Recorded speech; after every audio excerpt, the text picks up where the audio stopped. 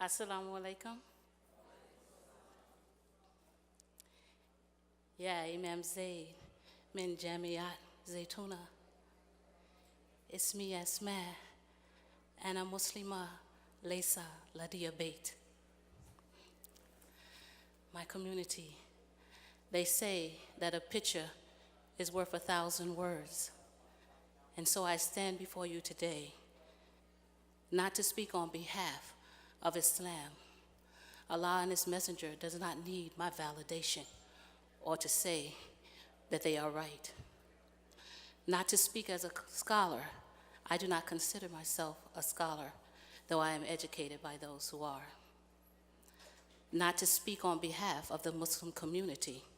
I don't have the right or the authority to do that as well.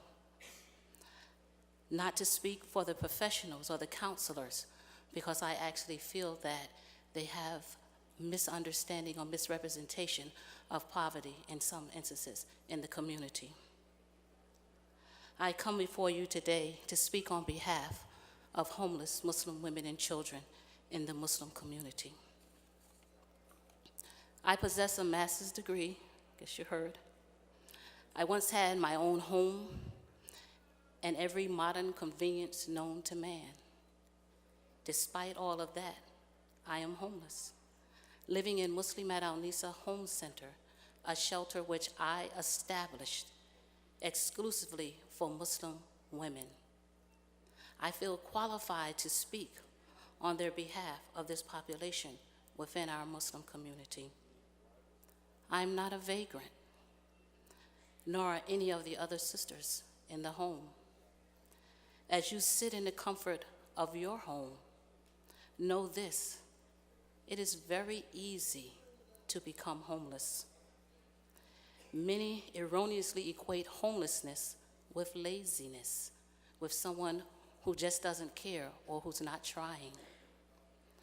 What about a Muslim female professional who worked for 20 years in a particular company, and then just as she was almost nearing retirement, that business decides to downsize, which is actually a ploy which they use in order to deny the rights of the retirement benefits of those who actually have worked there.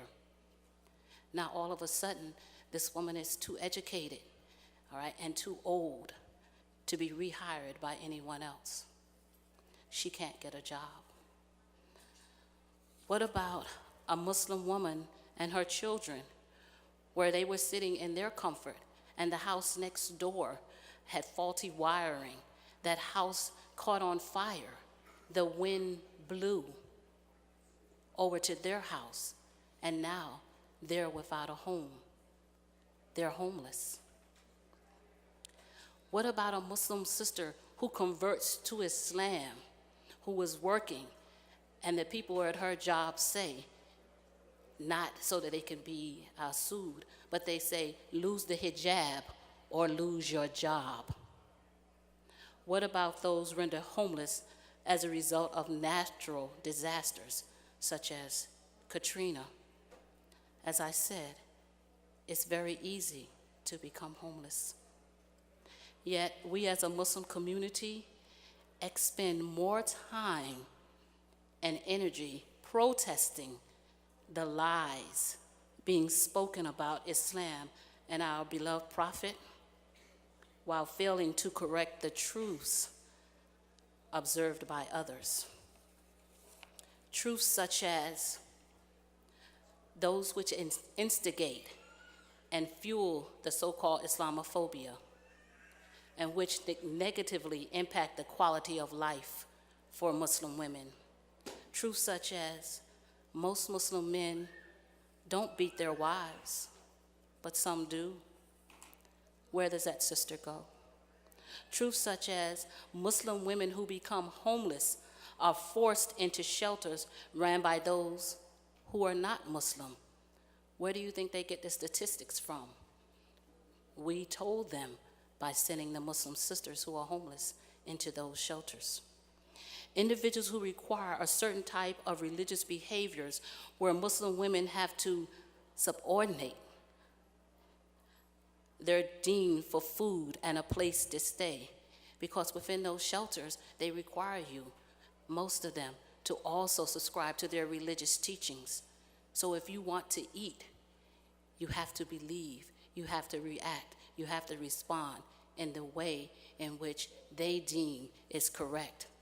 And so, where now these providers become the friends and protectors of the Muslim women.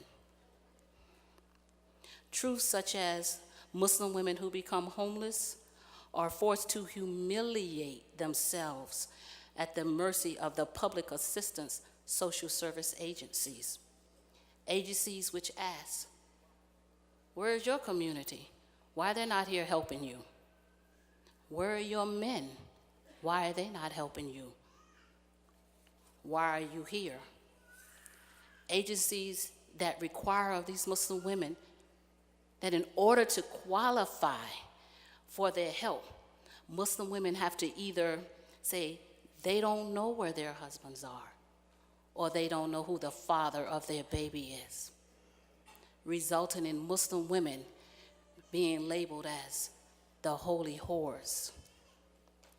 I try to understand why it is that we would believe that the government welfare system is better able to provide for Muslim women than our own zakat system.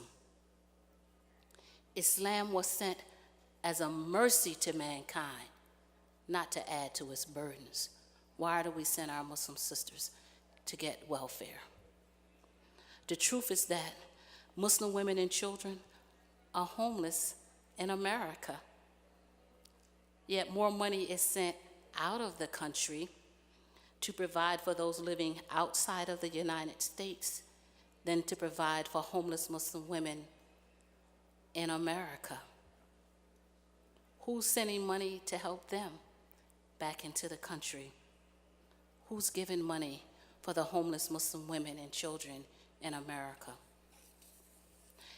If it be true that paradise lies at the feet of the mothers, why is she homeless?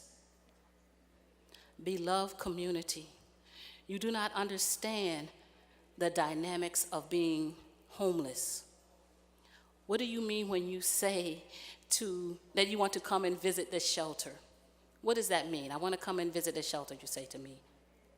Seems like a noble statement, but what is the purpose?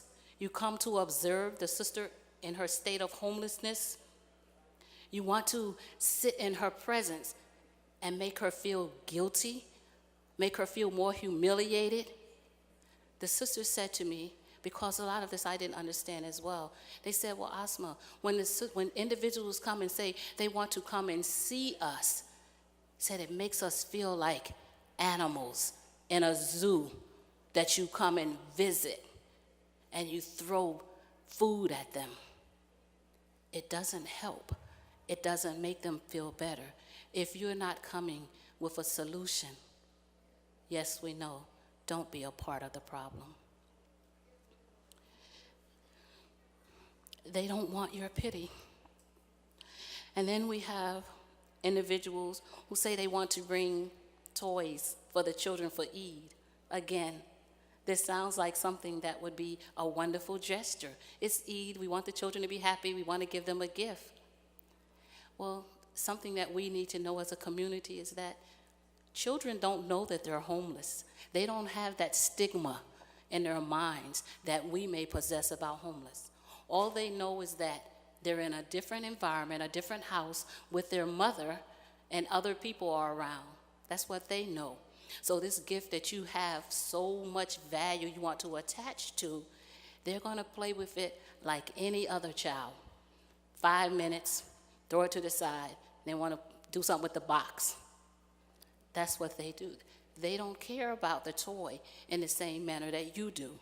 And so I would go to the community and I would say, don't spend money on the Eid toys. I said, this is a home environment. What I would like for you to do is donate that money to build a playground in the back of the house, which would be there for all of the children to come. The children can come, they can go outside and play, get fresh air, be like all the other children. Right? They don't have to sit in the house frightened, confined, because they have nowhere to go. Because maybe the mother can't get them to the playground. Or maybe they're a victim of domestic violence and they're afraid to go outside. So let's build a playground. I've been asking this for 5 years. And the major responses is what people say is they'll say, Asma, well, no, we want to wrap up the gifts. We want to be able to give it to the children. We want to see their faces light up when they receive the gift. And then I say to them, well, then that gift was for you. It wasn't for the child at all. You were wanting something in return because they're not going to value it the way that you do. And so, as you give those things that you think, your donations, your discards are valuable, in the house, we try to make sense of our bags. This broken item, I don't even know what the purpose would be for it anymore. It doesn't have a cord, but you donated it to the shelter, and you thought that you had given us a wonderful gift.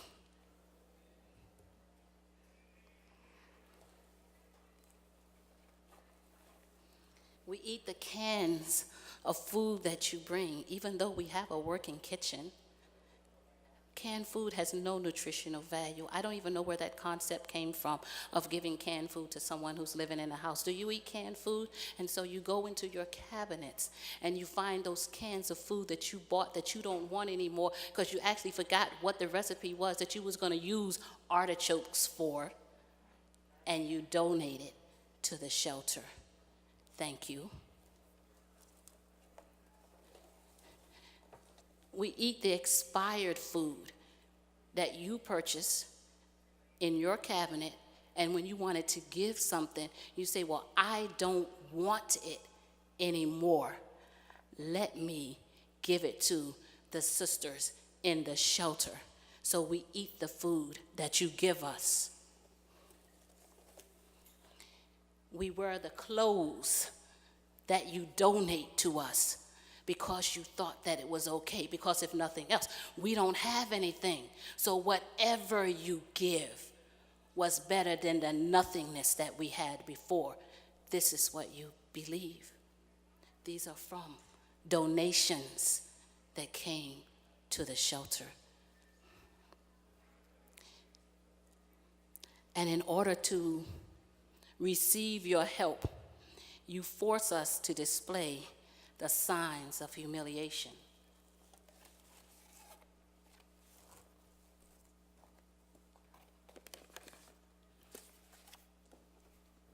You make us beg. You make us beg for your help. These are the signs of humiliation. This is a sign that was made by one of the children in the shelter because they wanted some fresh fruits.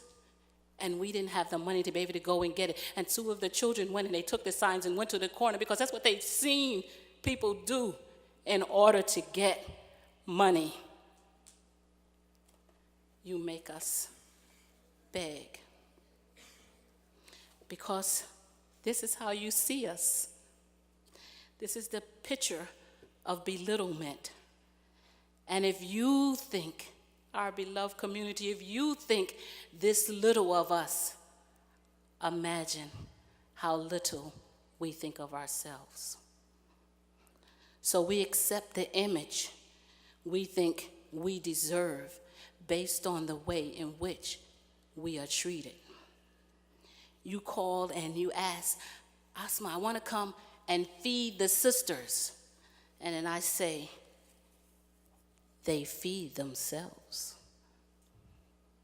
What did you think was happening? It is a home. You asked to bring your children to come and see the sisters and visit with them.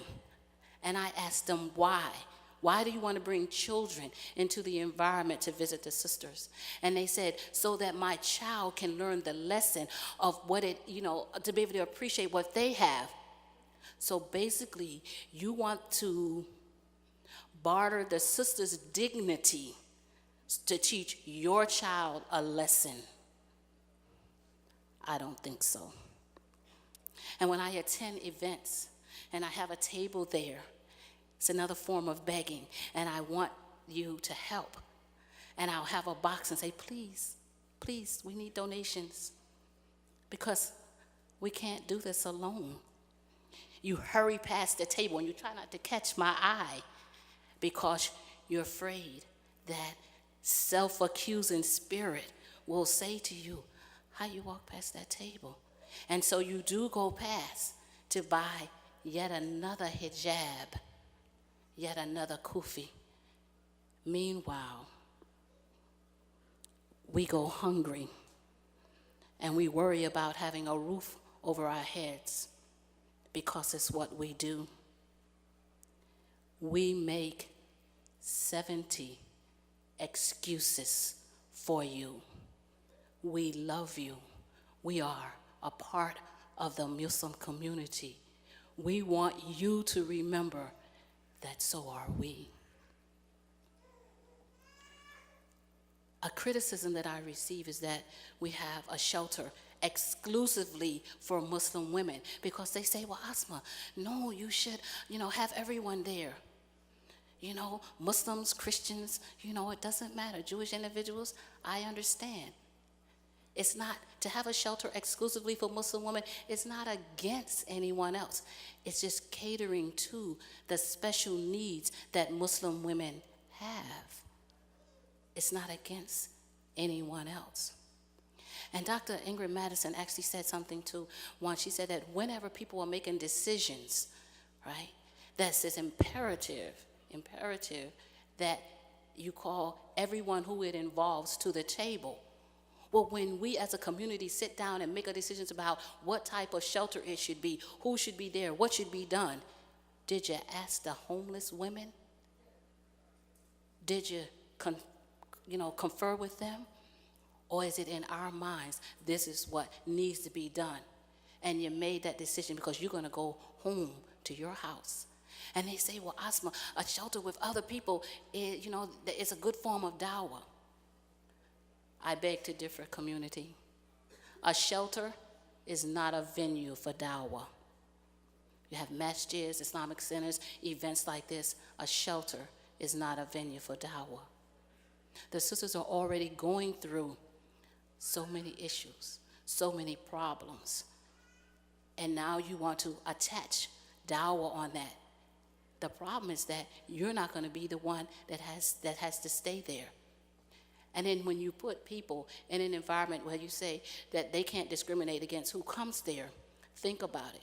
You're sending your most vulnerable population into an environment with individuals who have possibly many different unsavory backgrounds, but you put the Muslim women there. And we look at it as if it's okay, And I tell people, I have non-Muslim relatives. I don't want to live with them. You think I would really want to live with people who are strangers, who I don't know anything about their background? I looked at one of the shelters where they have, Muslims and non-Muslims, and it says that they cannot discriminate on the basis of religion, sexual preference, criminal history. They name all these things. And I said, based on what they said, that in that shelter, they could actually have a child molesting devil worshiper. But we want to put the Muslim women there. And we think that is safe because you don't have to be the one to close your eyes at night and go to sleep and worry about what's actually going to occur as a result. And when I'm asked, because this is the most difficult task, to be able to go and beg in the community for something which Allah and His Messenger has already said is the right of the poor and the homeless. When they ask, Asma, why do you continue to do this? And I say, because I don't know if on the day of judgment, Allah will say to me, Asma, one of my servants came to you and asked you for help, and you turned her away. I fear that, and so I will continue.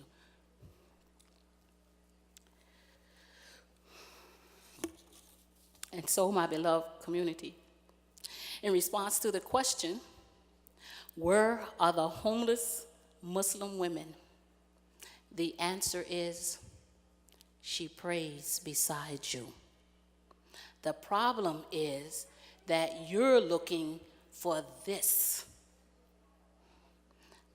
An oft-repeated quote by Dr. Sherman Jackson speaks of Muslims and our attempt to carve out a dignified existence in America. As Muslims, we must identify these cognitive frames which handicap the Islamic perspective of sadaqah and establish a new paradigm by which we approach homelessness and poverty in the community. Uncloak your minds from the stereotypical images you possess and give us back our dignity. Assalamu alaikum.